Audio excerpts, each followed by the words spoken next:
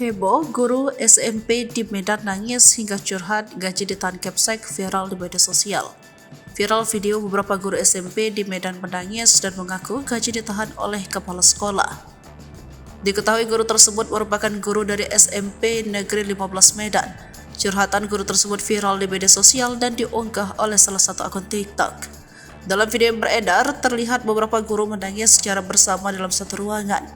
Saat itu, salah satu guru itu mengatakan jika dirinya bersama dengan guru lain gajinya ditahan kepala sekolah.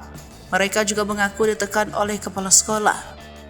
"Pak, kamu dari guru SMP 15 seperti inilah kami ditekan.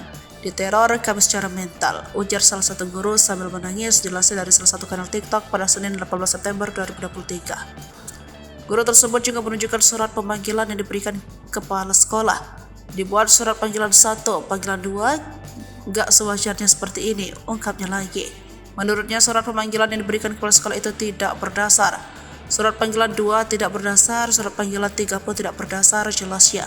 Bahkan guru itu juga mempertanyakan mengapa mereka dipanggil oleh kepala bidang. "Hanya karena kami dipanggil Pak Kabin, kenapa kami dipanggil Pak Kabin?" katanya. Wanita itu juga menyatakan hingga saat ini dirinya bersama dengan guru lainnya belum mendapatkan gaji tanpa adanya alasan dari kepala sekolah. "Sampai hari ini kami belum gajian tanpa alasan jelas. Dibilanglah gaji birokrasi, padahal tidak, itu karena 8 orang yang kami dipanggil," jelasnya. Mereka juga mengatakan bahwa selama mereka mengabdi hingga puluhan tahun rasanya tidak dihargai. Sementara itu, guru lain juga menyebut jika dirinya bahkan hampir 13 kepala sekolah selama dia mengabdi kejadian seperti ini baru dialami. Video ini pun menuai sorotan dari berbagai pihak.